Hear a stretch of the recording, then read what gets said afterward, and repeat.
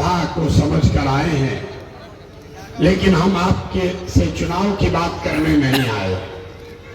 हम आपसे वोट भी नहीं मांगेंगे, मैं वोट नहीं मांगता हूं। हम आपसे मशवरा करने आए। वोट आपको कैसे देना है ये आपका निर्णय है। हम वोट नहीं मांगते, लेकिन आपके बीच आए हैं, आपसे मशवरे के लिए आए, क्योंकि आपके कौम में पैगंबर साहब ने बताया कि जब आगे का रास्ता न दिखे तो बेशक मशवरे में खैर है। इसलिए इस मशवरे के लिए आए। आपको आज मशवरे की जरूरत है। क्यों जरूरत है? क्योंकि मुसलमानों के लिए आपके हदीस में ये बात कही गई कि हर मुसलमान का ये फर्ज है कि आप अपने बच्चों के साथ इंसाफ कीजिए, उसको अच्छा नाम दीजिए, उसकी अच्छी परवरिश कीजिए। हिंदुओं के किसी ग्रंथ में ये बातें नहीं लिखी गई हैं। हम लोग को ये नहीं बताया गया है कि अपने बच्चे को कैसे रखना है, लेकिन आपके हदीस में ये बात कही गई है। आपको मशवरे की जरूरत इसलिए है कि आज 2/3 से ज्यादा मुसलमान चाह कर भी अपने बच्चों के साथ इंसाफ नहीं कर पा रहा। अपने बच्चों के साथ आप इंसाफ नहीं कर पा रहे, इसलिए आपको बैठकर मशवरे की जरूरत है। आपको मशवरे की जरूरत इसलिए है कि आपके कुरान में उसका पहला शब्द, अल्लाह का जो पहला शब्द है इकरा, इकरा बिस्मि रब्बिकल लज़ी खलक, आपकी पहली आयत है। और जिस कुरान का पहला शब्द है इकरा, वो कौम आज देश की सबसे अनपढ़ कौम बन गई है, और यहाँ बैठा हुआ कोई मुसलमान इसकी चर्चा नहीं कर रहा है कि हमारे बच्चों की पढ़ाई कैसे होगी। इसलिए आपको मशवरे की जरूरत है। मशवरे की जरूरत इसलिए है कि आपके बाप दादा पुरखों ने, जिन्होंने इस देश की आजादी के लिए अपना खून पसीना बहाया, आज उसी देश के पार्लियामेंट में CA/NRC का कानून बन गया। उसी देश के पार्लियामेंट में वक्फ बोर्ड पर कानून बनाने की बात हो रही है।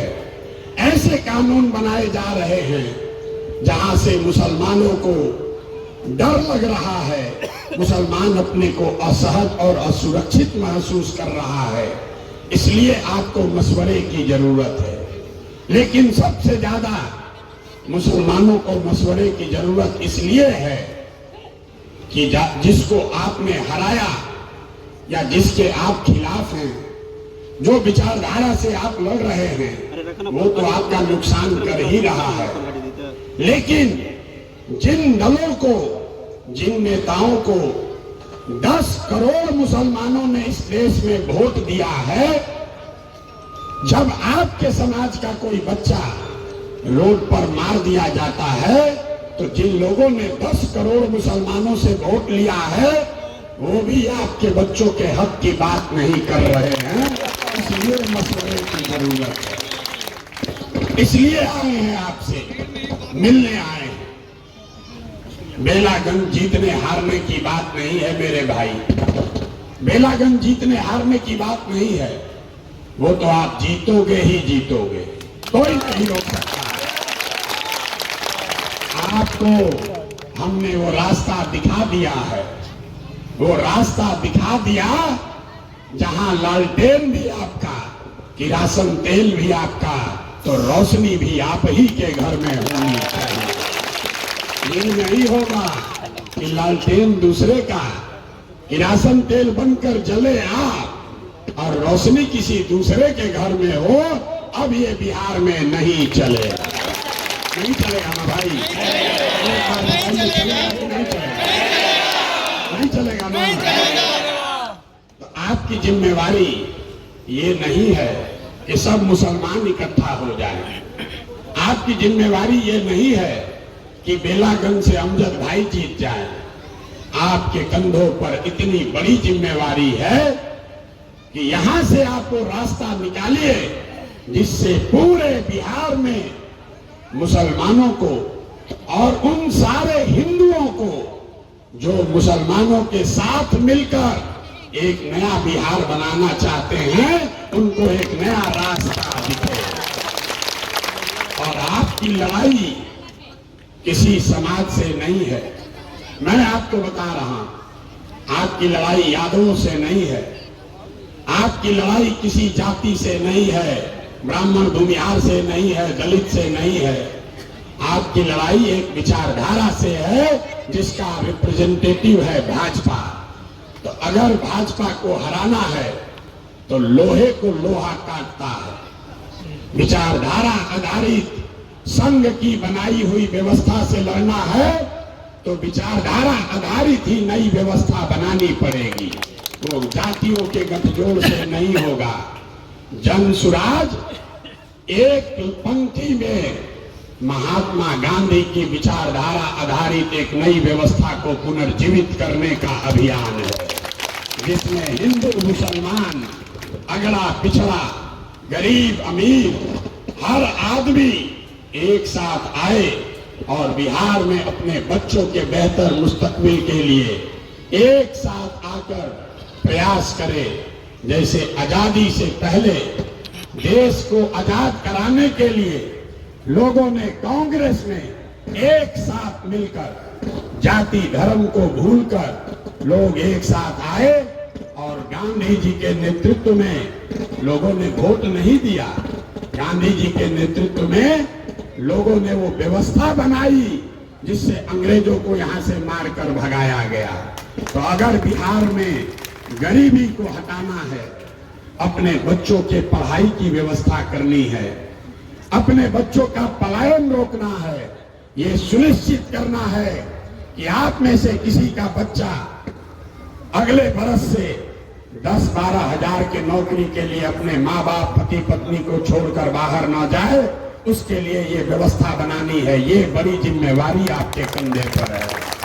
एक विधायक के जीतने से कुछ नहीं होता, एक विधायक के जीतने से कुछ नहीं होगा। सबको के जीतने से कुछ नहीं होगा। हमें वो रास्ता मिलकर बनाना है जिससे सारे विधायकों के जीतने का रास्ता बने। बेलागंज के मुसलमानों को समझना चाहिए कि जब जन सुराज ने कहा कि समाज के सभी वर्गों को आपके आबादी के हिसाब से भागीदारी दी जाएगी, मुसलमानों को भी 20% भागीदारी दी जाएगी। तो अभी 4 विधानसभा में उपचुनाव हो रहा है, वहां पर भी मुसलमान हैं, वहां पर भी मुसलमान साथियों ने दावा किया था। रामगढ़ में भी 30,000 मुसलमान हैं, तरारी में 40,000 मुसलमान हैं, वहां पर भी मुसलमान चुनाव लड़ सकते थे।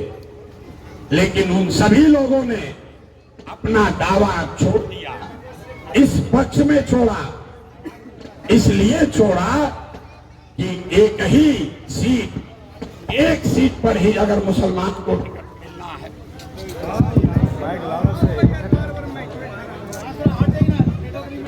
बेलागंज के पक्ष में 3 विधानसभा में 2 विधानसभा से मुस्लिम साथियों ने अपना दावा वापस लिया है कि न भैया, सबसे ज्यादा मुसलमान अगर बेलागंज में है और 4 में 1 हिस्सा अगर मुसलमानों को मिलना है तो आप बेलागंज में मुसलमान को लड़ाइए, हम लोग अपना दावा छोड़ रहे हैं। आप समझिए, यहाँ पर गांव-गांव में लोग कह रहा है कि अमजद भाई हमारे घर नहीं आए, हमको पूछा नहीं, हम नहीं किया। आप जो रामगढ़ में जिस मुसलमान भाई ने कभी शायद अमजद भाई का चेहरा भी नहीं देखा,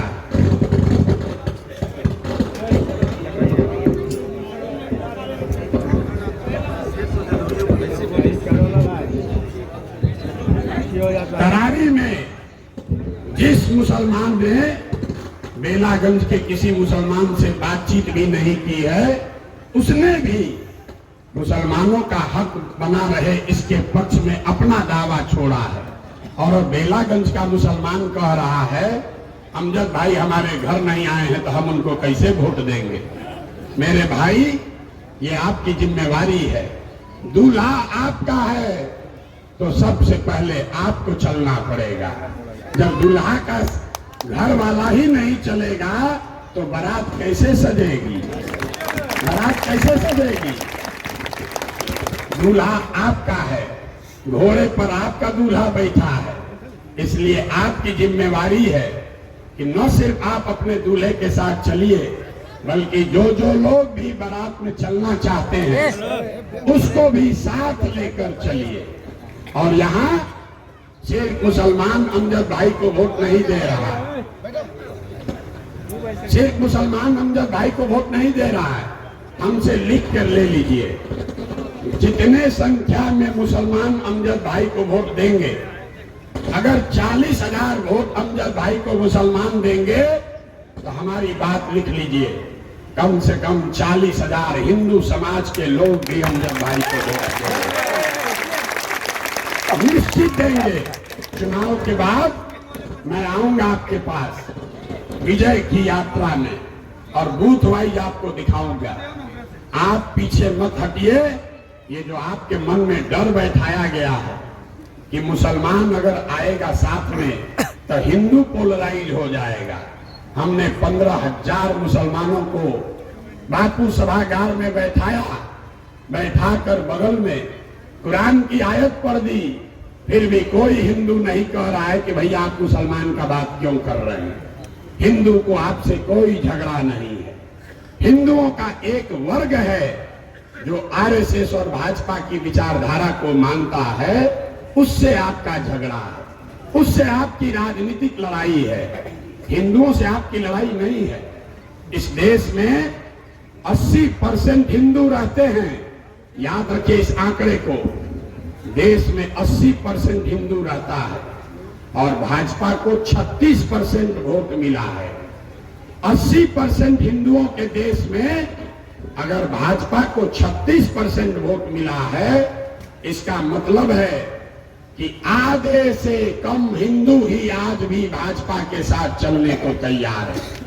तो आप अभी वक्त की जरूरत इस बात की है कि जो हिंदू विचारधारा के आधार पर आपके साथ चलने को तैयार है, जो गांधी को मानता है, जो बाबा साहब अंबेडकर का मानने वाला है, जो कम्युनिस्ट विचारधारा का है, जो समाजवाद के लोहिया और जयप्रकाश के समाजवाद को मानता है, आपको उनके साथ सामाजिक राजनीतिक गठजोड़ बनाने की जरूरत है।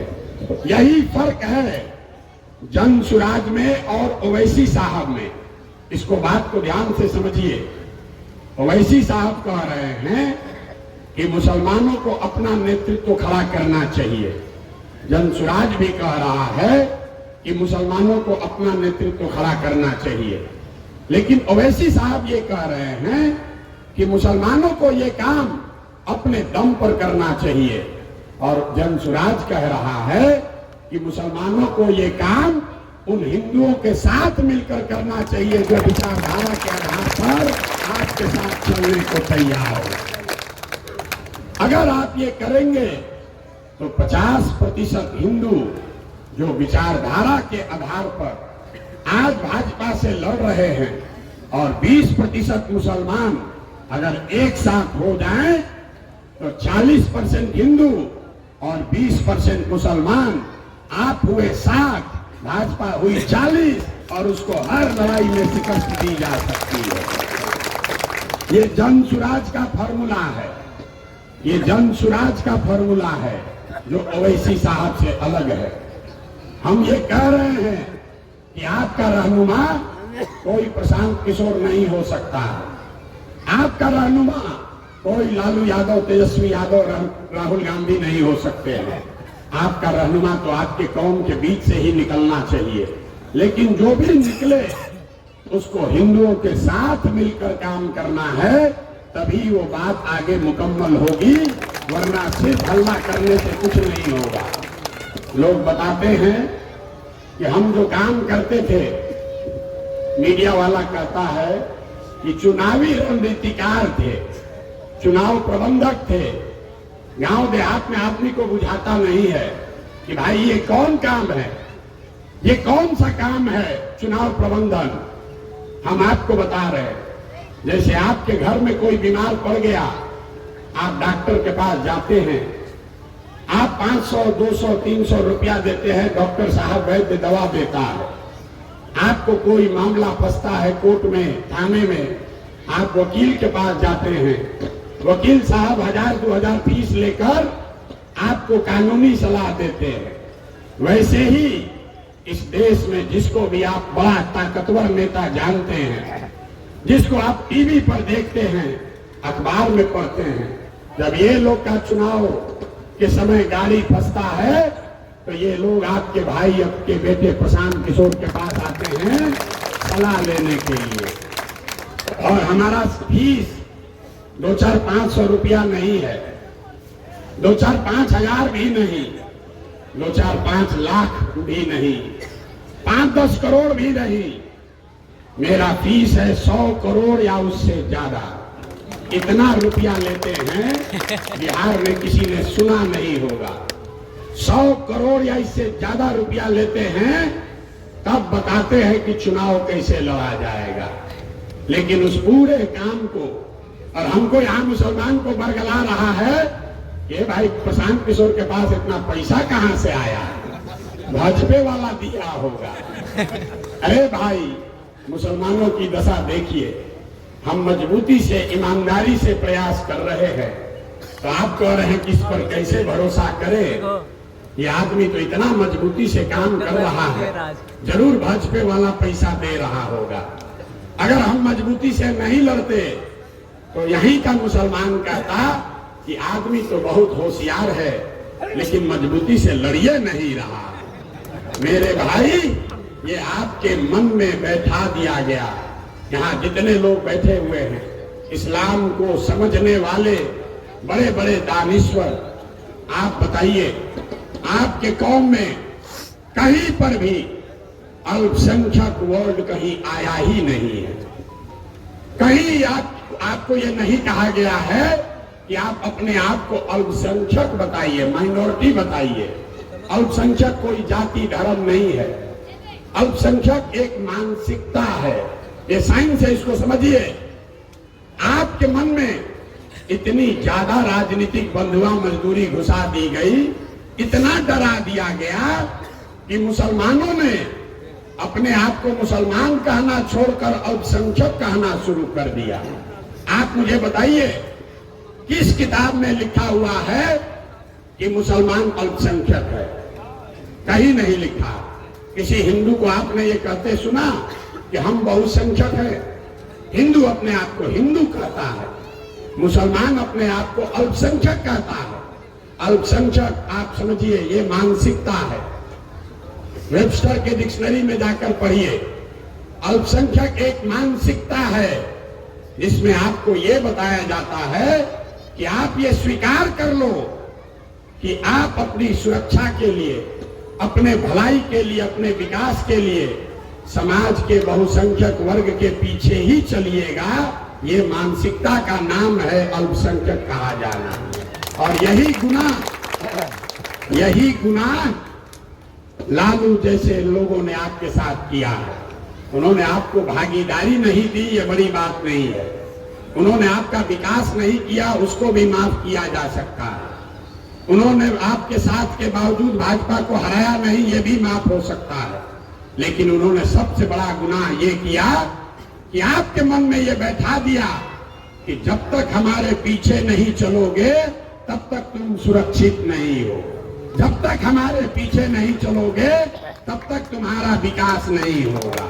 उस मानसिकता से निकालने के प्रयास का नाम है जन सुराग। यहाँ जितने लोग आप बैठे हैं, हमारी बात पर भरोसा न हो, अभी 4 दिन पहले आपने एक समाचार पत्र में खबर पढ़ी होगी, आपके समाज के जिस व्यक्ति के मरने के बाद जिसकी मैयत में लालू यादव और उनका परिवार देखने तक नहीं गया, आज जन सुराज का भय इतना है कि उसको घर पर बुलाकर ज्वाइन कराया जाए। उसको घर पर बुलाया जिसके मैयत में भी ये लोग शामिल नहीं हुए। ये जन सुराज की ताकत है। आप हमारे साथ एक फोटो खिंचा लीजिए और 5 बरस जिन नेताओं ने आपको फोन नहीं किया था वो पूछेगा, अरे चचा काहे परेशान है, काहे गए थे जन सुराज में, कोई गलती हुआ है क्या? तो आपको जन सुराज का यही फायदा उठाना है। हम काम आपका करें या ना करें, आपको ये लिख कर दे रहे हैं। जिस दिन मुसलमानों ने ये खोल लिया कि जो काम करेगा उसके साथ रहेंगे, चाहे वो राजद हो कि जन सुराज हो। जन सुराज के भी बंधुआ मजदूर मत बनिए, जन सुराज को भी आंख बंद करके वोट मत दीजिए।